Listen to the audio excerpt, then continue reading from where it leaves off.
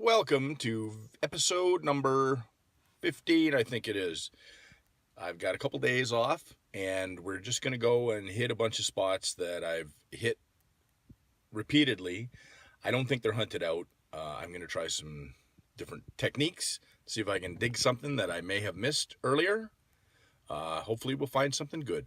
All right, without further ado, off we go. Well, I just got out of my truck and found a horseshoe and took a couple steps into the field and found that awesome little button. Let me just stand up for a second. It's quite muddy in here. But look at that adorable little button. Isn't that sweet? Very cool. I find a lot of really cool buttons in this spot. So we're on to a good start. Fingers crossed. So I started out metal detecting today, and I haven't found anything yet, except for a chicken coop. So this is what I'm going home with today, a chicken coop. The things you find when you're metal detecting. Unbelievable. The last thing I expected. Well, we're not there yet, but... No, it's true. We're almost. It's looking good anyways.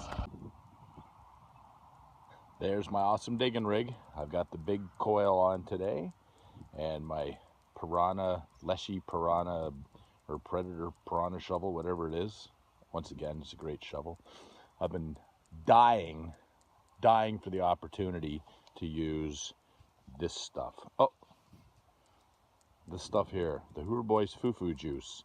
Secret recipe, very well guarded.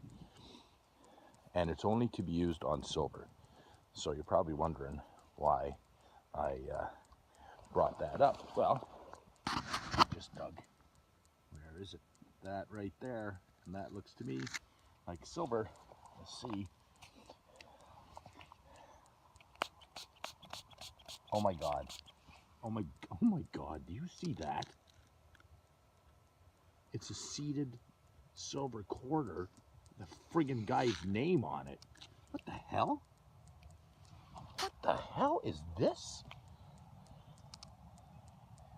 Gee, Niles. What in heck is going on? Oh my God. Oh my goodness.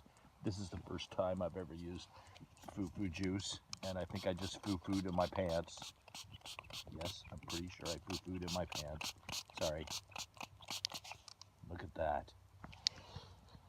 Oh my goodness. What the heck? Oh my goodness. Hey, Mr. Keebler, look what I found. My very first oxen shoe. Tiny oxen shoe.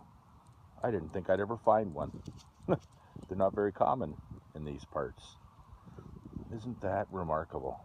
I love it. What a great day so far. Up of today's hunt, we didn't really find anything too extraordinary, but we did eyeball some very interesting things. I hit a number of old colonial spots, and one thing I do when I'm out there is I pick up all the interesting glass and we put it in our fish tank. Look at that nice amber colored glass. I love the old bottle tops. I don't know the age of these. I'm thinking probably mid to late 1800s. This one here is probably a little bit newer than that. I love these things. Whatever these were. I have some old beer bottles from London. And I think that that's what this is. I think this may be the bottom of an old Labatt's or a Carling beer bottle. What else? Oh, I don't know, a few interesting little things. You can tell a lot about the people that lived at these sites by the things you find in the ground. Like, for instance, this thing here, that's a kid's toy gun. It's the front of a little pistol. There's the end of the barrel and the sight. And I don't know if it was a cap gun or what it was. And I found a doll head there once too, so I know they must have had a boy and a girl at least. Anyways, you always find these things. Harmonica reeds, they're everywhere. There's a nice drawer pull. That could be repurposed. Maybe I can use that in the hen house somehow. Buttons. Always find buttons everywhere. And I love them. I pick them up. I have a big button jar that's full of porcelain and sewing buttons. That is not a button. That is a little washer or something. But I really like these little things. And they're just everywhere. They're all over the place. This, I don't know what this is. I was going to look online so I could tell you. I do know it says cricket. And it looks like Art Nouveau letters, so that would be probably late 1800s. I suspect it might have been a compact because it's very thin. Yeah, it wasn't. I don't think it was meant to be used for a very long period of time, but I love those cool letters. Cricket. And what else do we have? This is neat. Whoever these people were, another thing I can tell about them is that they went to Detroit, because whatever this pewter object was, it says right there, souvenir of Detroit, Michigan. Can't imagine what it was. Could have been anything. But all that's left of it now is that little bit right there. And they also had a gun, and I'm pretty sure that their gun was a Snyder Enfield. I found a few of these at this particular spot. That is a smashed 3-ringer Snyder Enfield bullet. I think they're 57 caliber. I hope to find a dropped one at this spot eventually. Whoever had this gun was a good shot, or else he was shooting at the side of the house or something, because they're always flattened like this, always mangled and flattened. Down the States, the guys find these, and they're from the Civil War. This one is not from the Civil War, although it is quite possible that the fellow who shot it was a veteran of the Civil War, because a lot of Canadians went down and fought for both the North and the South. A few other little things there, stupid lantern part, little silver-plated something or other. Now, I also found a lot of iron today, a heck of a lot of iron. Well, actually, over the last little while. This here is an ox shoe. And it looks like a baby ox shoe. It's very, very tiny. But that's what it is.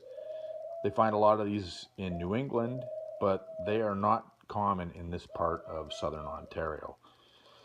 And actually, did you know that an ox is just a cow that's trained? That's what somebody told me.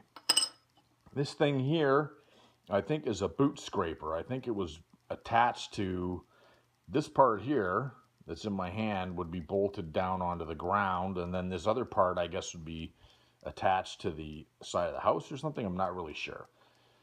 But that is a boot scraper for scraping the crap off your boots. I'm going to repurpose that.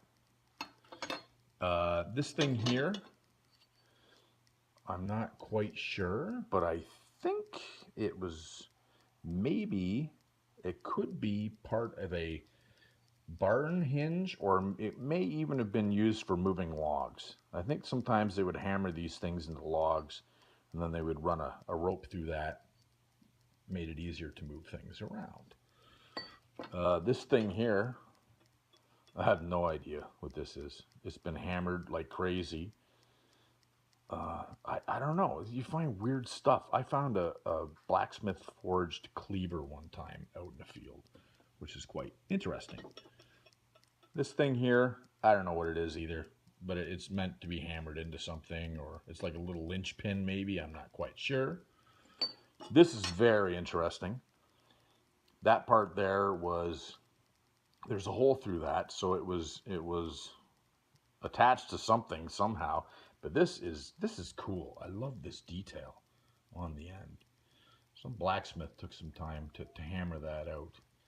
It's not very sharp, so I don't think it's like a cutting thing, but I don't know what it is. If anybody knows, maybe they could let me in on the secret. And this is cool too. This is an old blacksmith made hoe. Not the type of hoes that run around my neighborhood and leave their garbage in my alley. This is an actual old hoe that had a purpose. Well used, blacksmith made. You could almost repurpose this too.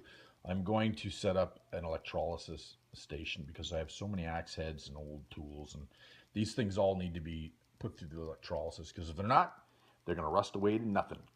Now to the good stuff, the interesting stuff. This is my foo-foo juice. I credit this with my find of the seated silver there. And what I'm going to start doing, every time I find a nice silver coin, I'm going to put a little mark on my foo-foo just to keep track of it. But before we get to the star of the show, we're going to look at this. I didn't film finding this, but this came from the same field. It is an 1859 Canada large cent. You find a lot of these. I find a lot from 1859. I think that must be the first year they came out. There's Queen Victoria on there, looking all young and everything. It's nice. It's a nice find. It's cool. It's a cool coin. And then this one, G. Niles. I'm not positive, but I think G. Niles was the guy that Nilestown is named after. I know that he had a son who lived there who was a farmer, and I think he operated some sort of a horse tack business. So maybe this has something to do with that. I'm not quite sure. But look at that stamp. It's interesting that there's a little period at the end of Niles there. That is probably one of the coolest coins I've ever found. And maybe that's why I didn't find anything today, because I used up all my luck for this month digging this up. I'm not sure. And the spot where I found it, I had been over numerous times too. And I think the reason I didn't notice it before is because look at this rust that is sort of fused to it. This was stuck or sitting next to some big giant iron thing, and the frost must have heaved it and separated it. And then I found it. Yeah, so anyways, that's it. I hope you enjoyed this episode. I think this is number 15. Thanks for watching. And on something I wanted to mention too, today Canada made it illegal to harvest snapping turtles. Anybody that knows me knows that I'm a real turtle guy. I love turtles. And don't eat turtles. Don't hurt turtles. If you see a turtle on the road, pick it up and help it across the road, because it's going somewhere to lay eggs. And I just wanted to throw that in there. And that's it. Thanks for watching. Bye.